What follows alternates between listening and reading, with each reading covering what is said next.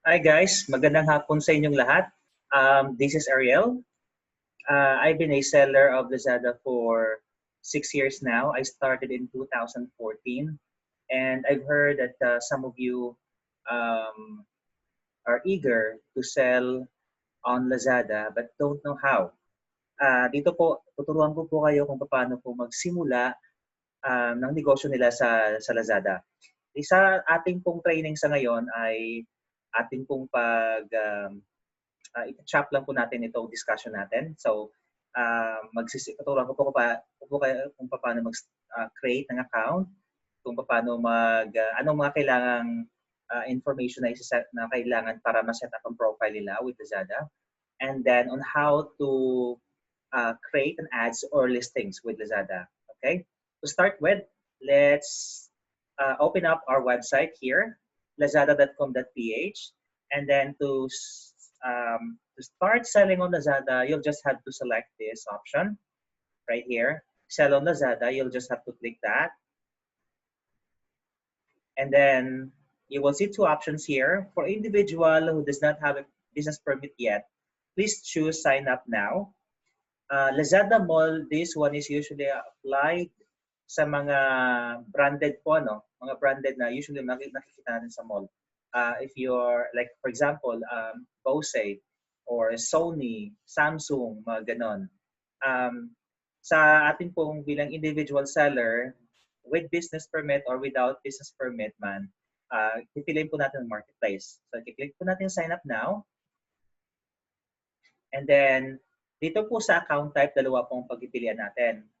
Individual and corporate. Individual po, ito po ay applied sa mga yaong wala pang pong mga business permit. Okay? Corporate po, sa may mga business na po ito. Okay?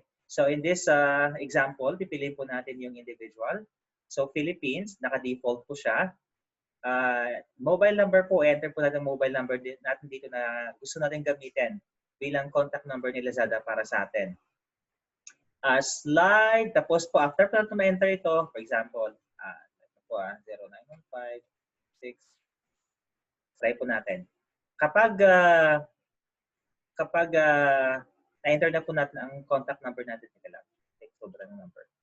Okay, slide po natin yan, tapos fill out, create po natin to, create po tayo ng password, at least 8 character long, confirm password, and then yung email address natin. So, email address guys na gusto niyong gamitin, okay? Para sa makontakin niyo Lazada o mag-send sila ng update sa inyo through email.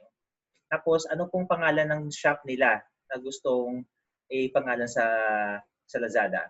Kanina po nag-create po ako ng account na, so hindi ko kailangan gagawin. So in this time, click po natin ito or any shop po, appliance, ganon. There we go. And then click on the box for check for the terms and conditions, and then click on sign up. All right. Once you click on sign up, guys, you will be brought to this page. Anyway, ito po pala yung link natin para sa mga sellers. sellercenter.lazada.com.ph. Okay. Once you, like what I've said, once you click on sign up, you will be brought here. Okay. You will actually be asked to upload your SKU. So, ito, since na-create ko itong account kanina, next po natin na kailangan gawin is to go here under my account, then go to profile. So right now, guys, we are now setting up your profile with Lazada. So ito, usually, naka-blank yan. So fill out nyo yan. Ito may mga red. Okay, may mga asterisk, mandatory yan sila. So click natin yan, fill up natin yan.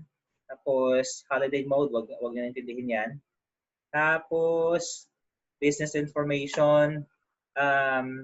Dito, ilagay nyo yung yung business nyo. Kung registered business na kayo dito. Pero kung hindi pa, just leave it as is. So, address, your country, your postal code. Tapos, ano pa? Since individual seller ang pinili natin kanina, so click natin dito yung select file. Guys, i-upload natin dito ang front view ng ating ID. Okay? Now, later on, malalaman natin kung anong klaseng ID ang kailangan natin i-upload dito. So, fill out natin dito ang ID number natin, birthday, okay, yung region, city, barangay, yung back part ng ID natin, i-upload din natin, pero it's not mandatory. Again guys, ito na yung type of ID na pwede lang natin i-upload kay Lazada. So, TIN ID, driver's license, SSS, passport. Okay?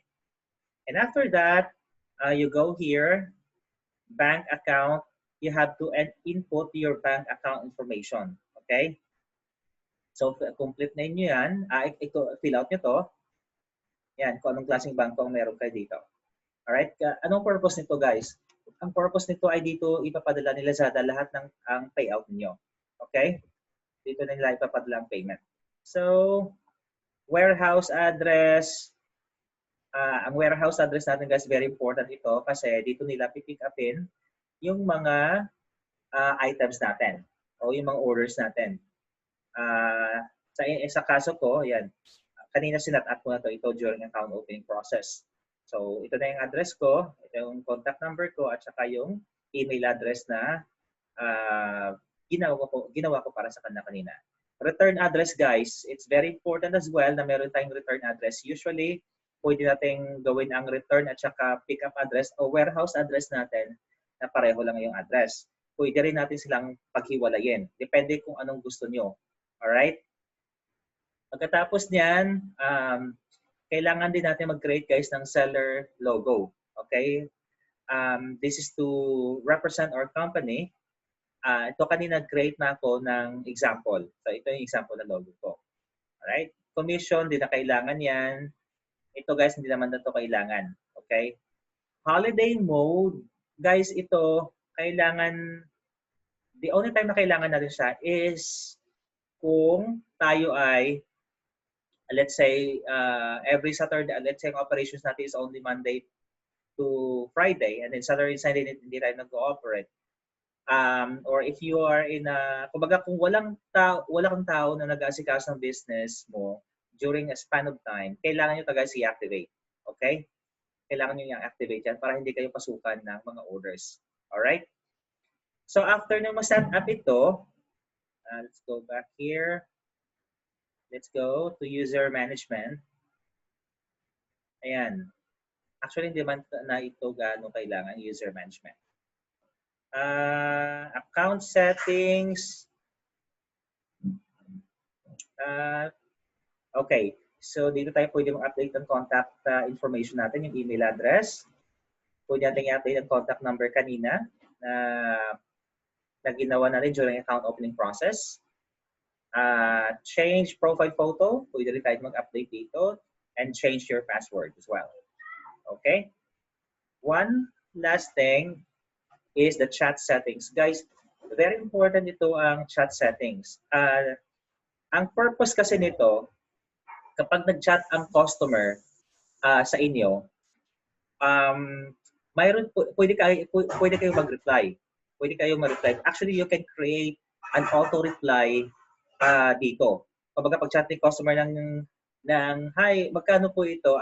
Hi, ano po ang features nito? Tapos may automatic meron siya magre-reply yung system sa kanya. So let's try kung paano natin ito gagawin, ano? User management, ayan, hayaan natin ganito na siya. Let's here, quick reply. Ayan. Quick reply option, daming option. Ito yung auto reply na sinasabi ko kanina. Kapag nag-chat si customer, ito kagad yung lalabas. Alright, if turned on, buyer will receive an automatic message when they start conversation with you in chat. Okay, so let's see. I-check natin to. Wait lang Dapat naka-turn on ko eh. Ito na lang. Hi, welcome to our shop.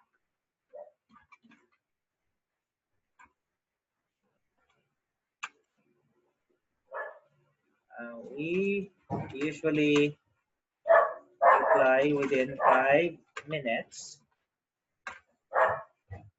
to answer your query. Please leave us in the event, wait lang, in the event that you do not receive a reply, please leave us your contact number, your name and contact number, and we will get back to you ASAP. Yan. Example natin to guys ha. Tapos, auto-reply when outside of working hours. You can also activate it. In holiday mode, let's say dito guys, lagay natin dito,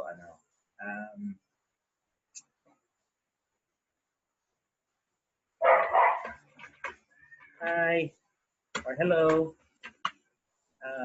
Let's see. Our office, we are currently on a break mode. We will get back after an hour. Thank you. All right.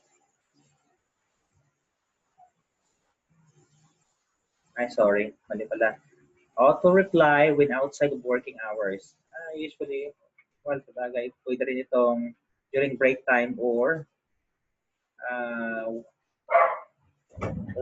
during weekdays. But that's fine. Auto-reply when on holiday mode. Ang sabihin natin, hi, we are currently closed. We will reopen on Monday. Let's say April 30th, 2020. Yun. Ganun lang. And then you'll just have to click on publish. Oops, nagulang.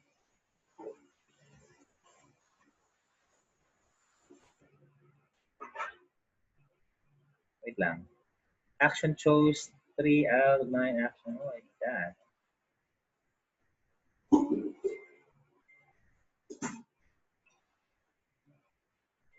Okay, dito siya. Sorry. Next na lang to. Alright. There we go. So, auto-reply yan. Notification. Let's try this one. Ringtone when receiving a message. Okay.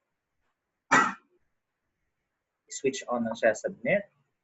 So para ano lang siya guys, magka-chime lang siya sa laptop niyo, indicating na mayroon a message from a customer. Sa quick reply din, ano get dito? Anything guys na pwede nang ilagay dito sa quick reply, pwede rin yan. Alright? And then you'll just have to click on submit. So ngayon, na-set up natin ang profile natin.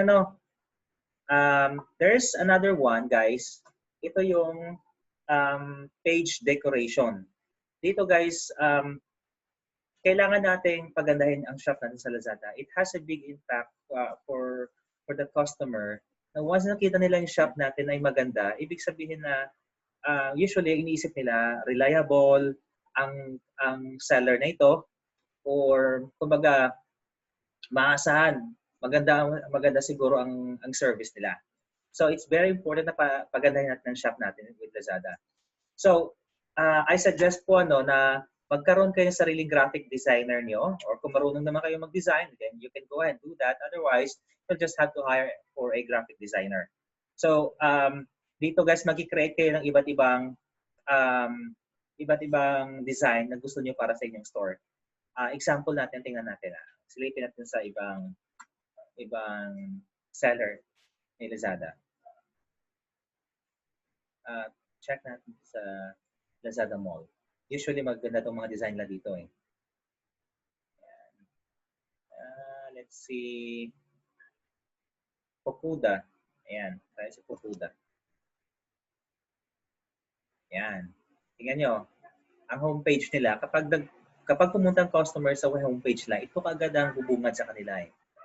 Ayan. So, kung ikaw ang customer, ano kagad ang first impression mo kapag nakita mo ang ganitong page? Diba? Isipin mo, oh, reliable to. Oh, siguro maganda ito.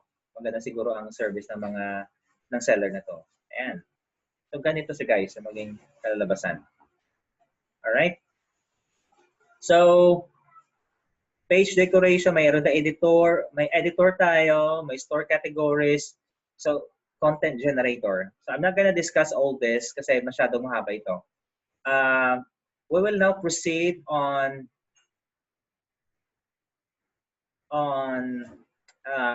adding a product to your store or adding a listing.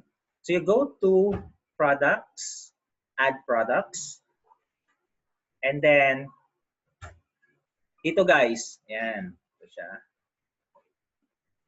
Dito natin ilalagay ang product name natin. Teka lang, example natin. Ano kayang product natin? Let's say shoes. Ano ba? Teka lang, kuha tayo ng example. Kuha tayo ng example sa isang tindahan sa Maynila. Alright, itong answers.ph. Let's say guys, let's pretend na yung binebenta natin is aircon. Okay? Kunyari yung binebenta natin aircon ay ganito. So, halimbawa, select ko yan. Kayo ang bahala guys sa product name nyo. Pero kung mayroon ng existing sa market na mga product name, pwede nyo rin kopyahin yun. But if you want your product name to be unique, so kailangan yun, kayo mismo ang gagawa nyo dito. So in my example here, so kopyahin ko na lang. So copy, paste. Tapos guys, very important to ang categorization. Okay? So I'm gonna choose aircon here. Guys, bakit ko nasabi na important ang categorization? Kasi ganito yan. Kunyari binibenta mo ay aircon. Tapos kinategorize mo siya na under sa shoes. So, if a customer ay naghahanap ng aircon, tapos pumunta siya sa category ng aircon, guys, hindi makikita yung product nyo doon, ang listings nyo. Okay? Mapupunta siya doon sa mga shoes. So, ganoon ka-importante na kailangan i-categorize natin siya sa tamang category. So, itong mga naka-red na yan, as I mentioned kanina, ito yung mga mandatory field na kailangan pilapan. So, brand is Fuji Denso. Tapos, model number, let's say, ito. Yan. Model number. Ito naman, hindi naman ito yung required. But then, better kung complete yung information. So, in this example, select natin ang inverter. Ito naman, hindi naman ito kailangan. Well, ito naman, let's say BTU, hindi ko alam kung anong BTU. So, I'll just leave it as is. Horsepower, ilang horsepower to? 1. Yan. Tapos, description or short description ng product natin. Yan. Itong short description niya. Paste ko. Guys, make sure na bulleted siya yung ano nyo, yung description nyo. Tapos, dalawa dito guys, sa long description, text editor at saka Lorikit. Ang gagamitin ko lang for now is text editor. Later ng Lorikit, medyo complicated yan. Medyo madugo yan eh. So, dito, kukupain ko long description niya. Copy. Paste. Alright?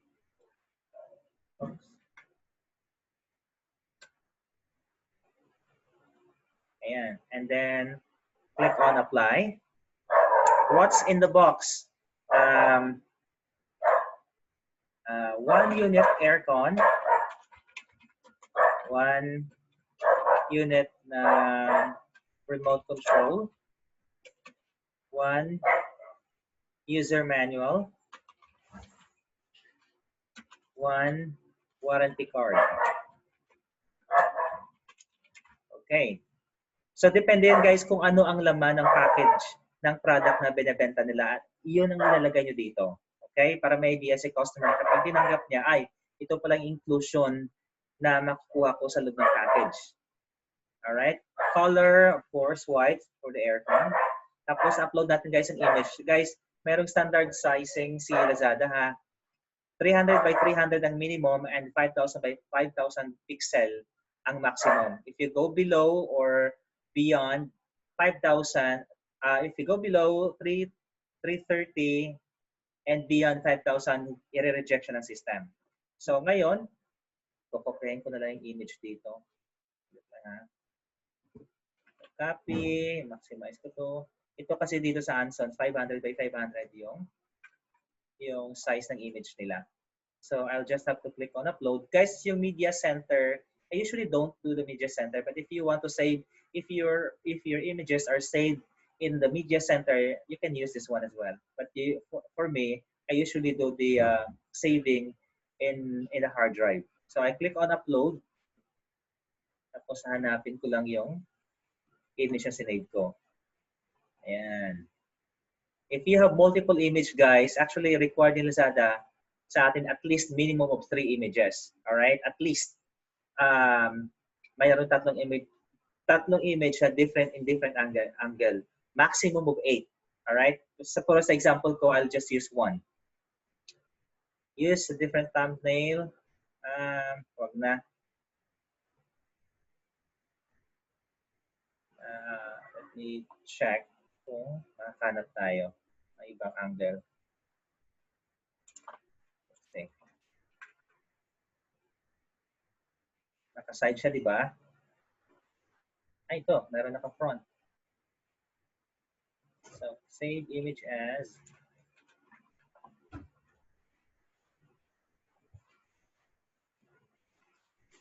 napa-upload yung image na lang ako. Mas maliit ang image. Mas maliit to.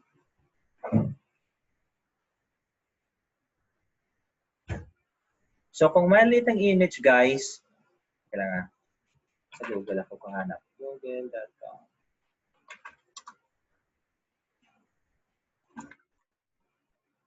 Check here. And naka-front na yan. Sa Benson meron pala. One. Yes. Click on upload again. Bakit? Alright. Ayaw niya. Dito ako mag-upload sa kabila. Bakit masyadong maliit? Okay. Anyway. Ayaw niya. So, uncheck ko lang yan. Sige, hayaan natin ganun na lang. Alright. Add new SKU. Hindi na kailangan natin to. So, color family white.